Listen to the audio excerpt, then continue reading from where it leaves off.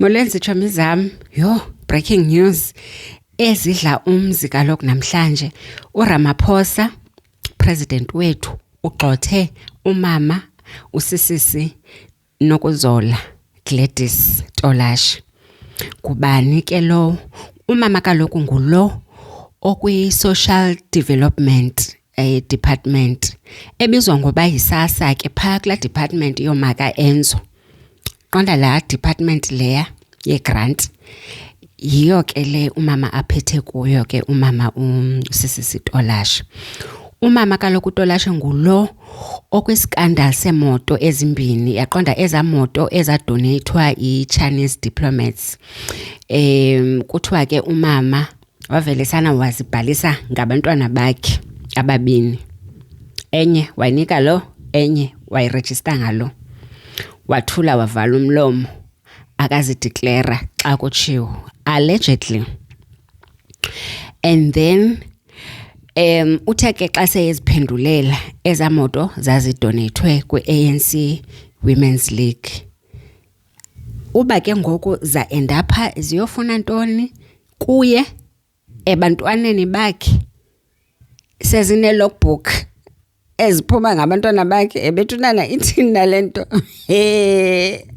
Ayingeke ANC thetha nenye into. And then enye ke ile yo anti ke oncedisa kwakhe. Anti ke lona oncedisa kwakhe kuthiwa ke wamthatha. Andithi kaloku kuthiwa baye bancedise ke kwezi parliamentary ntontoni ezizindlu zabo. Wamthatha ke yena ke wamsa ezilalini into yoba makayo sebenza kwakhe. Allegedly njalo. And then wayosebenza kwakhe ezilalini emakhaya. And isalary ayipeyayo apho ihalf wayithatha. Andithi ubhatalwa yi-department. Isalary kaloku iphuma kwi-department. Kukhona izityholo ke zokuba ke uthi lo sisi xa efumana imali uyaqonda ayikhathe ke nake ngehalf. Asibazi ke ubunyani babo kusaphandwa kufanele naye aziphendulele. Itsho i-department into yoba ifumanise ntoni na because kaloku imali iye ifakwe kwi-bank account. Uba yenza njani ke ngoku into yokuba le bank account yekabani, into yokuba ihlulwe le mali, let's say urhola 16,000 igqibele seyifika kuwe i-8,000 rand because kuthiwa ihafu ke ithathwa nguntombazana wakhe. Ihafu yale mali uyaqonda. Kuthiwa ke uphinda futhi aqashe abantu aba-inexperienced. Ukhona loo nto ke yokuqasha abantu. Izityholo zakhe manzininzi. Andifuni ukungena kakhulu ke bendisanixelela nje into yoba these are breaking news.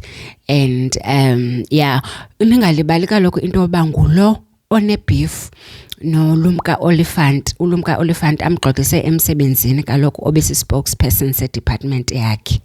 Ezinye izinto amanyundululu avezwe nguLumka Oliphant.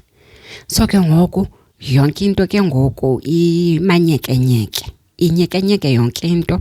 Uzoziphendulela ke kodwa ke uzoziphendulela ayisengasekho ke esikhundleni sakhe.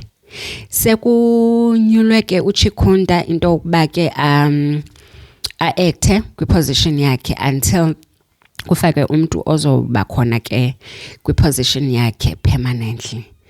Thank you Bethunana. Bye-bye.